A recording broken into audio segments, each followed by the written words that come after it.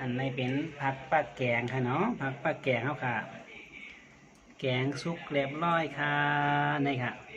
แต่มีอิงคิมเหผักปลาเท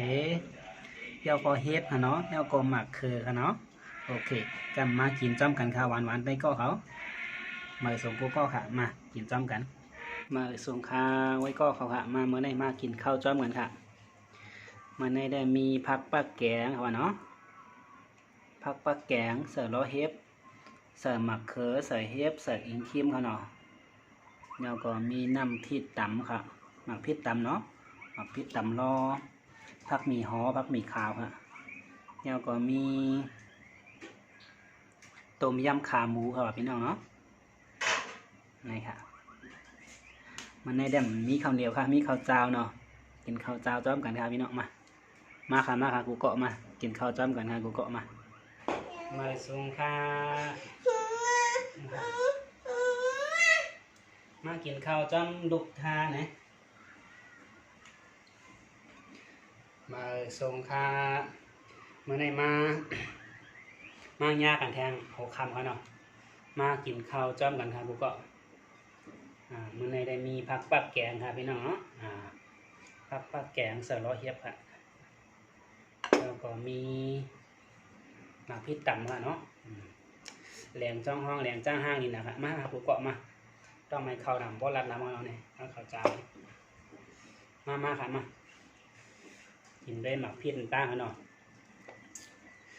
มาค่ะกูเกาะมาค่ะกินข้าวจ้อมกันนะ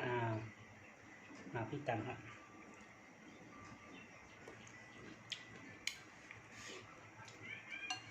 เอาลง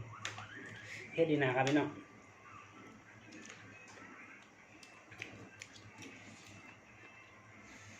มาค่ะก็พอลืมมีบ้าในค่ะพี่น้องต้มยำขาหมูค่ะเนาะผักกับแต่มีอ่ะครับผักปักแกงจางกับของเรามีน้ำพริกตำในกันค่ะเนาะ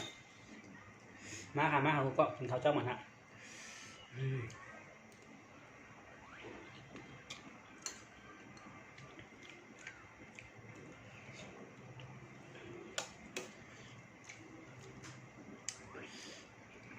พริกตำครับ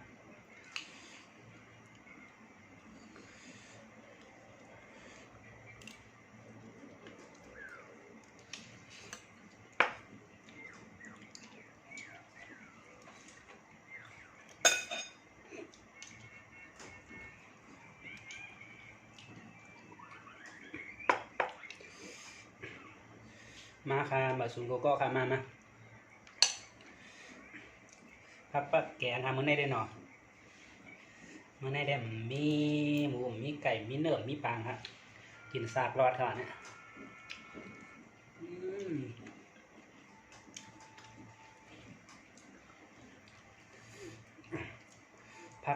ผักไตเขาเด็ดๆครับพี่น้องเนาะผักปักแกงใส่ล้อหมักเขือเอาหมักเขือเฮ็ดโอนเขาเนาะทั้งเฮ็ดเนี่ยใส่ของถั่วเน่าให้อินครับ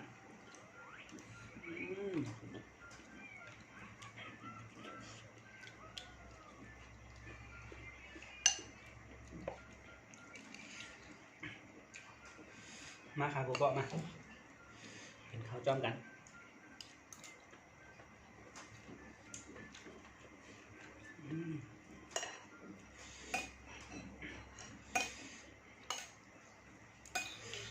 ทั้งผักบักแกงทั้งข้าวไหม้เอา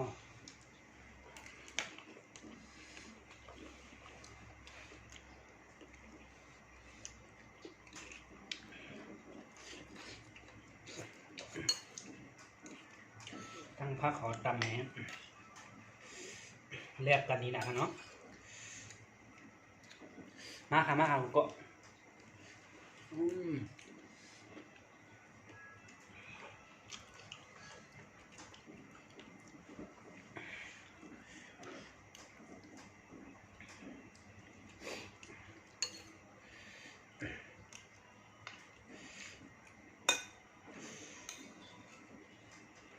มาส่งกูก็ค่ะมาค่ะเขาจะมันกูก็ค่ะ ท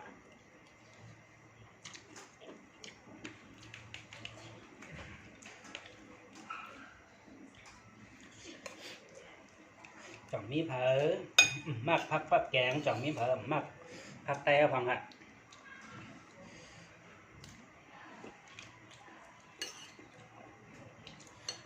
คำฮองก็มากอยู่มาอยู่เมืองเบิร์นมาให้กันเมืองเบิร์นก็จ้างเอาพักใครกินก็จ้างเอาก็เลยกินข้างนอกคำฮองก็คำฮองก็มีครับ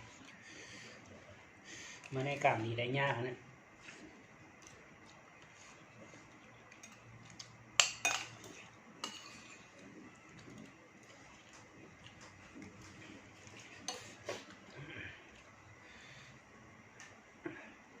มาซุปกูก็ค่ะมากินข้าวจ้ำกันครับกินก็ลูกไม่ห้ามหน่อยดิไม่เอาอย่อยนะ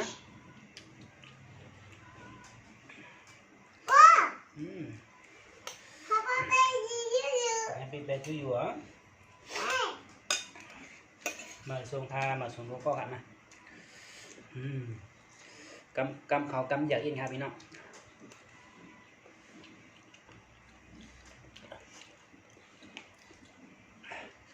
กับจอมหมักพี่ตัน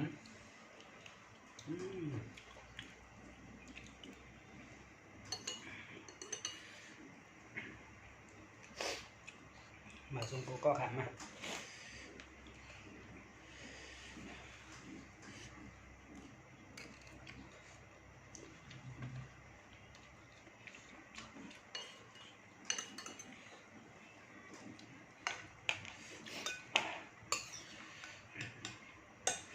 ปักแกง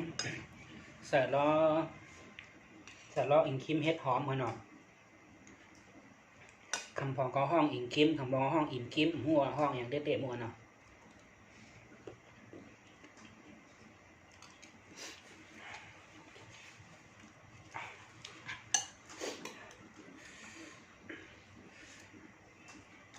ข้าวไม้พักไม้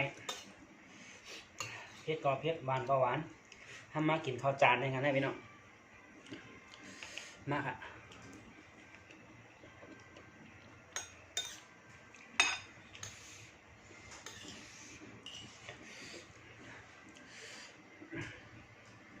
มาส่งคามาส่งกุ๊กก็ค่ะ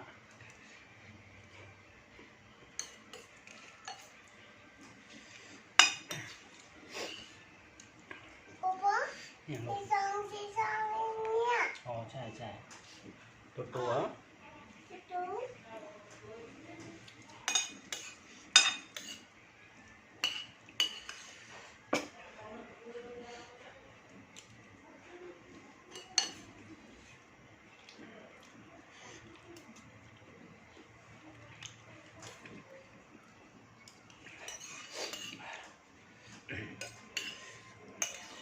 หวานนะครับพี่น้องหึงเลยกินทั้งปอกขนมพักบักแกม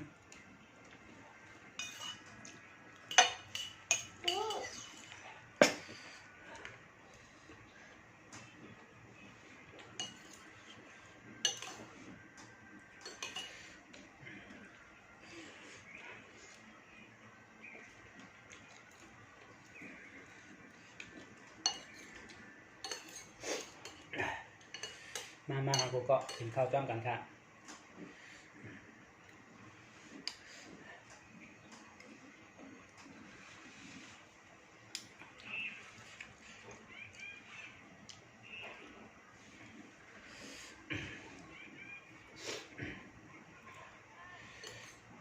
มาค่ะเราไปอะไรกินข้าวกินข้าวจ้องกันค่ะ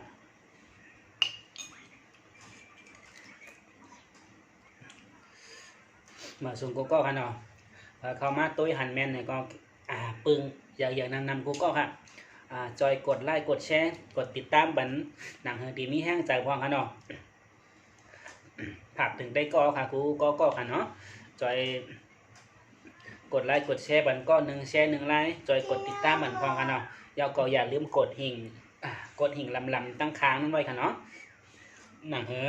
พอเขาค่ะมีคลิปมาตั้งนาก็พี่น้องเขาได้หันจอมกูอ่านเขาเนาะยินจมขอบใจกูก็ค่ะได้กดดีเข้ามาตัวเลยที่มาปั่นแฮกกูก็ค่ะเนาะมาสู่กูก็ค่ะบ๊ายบาย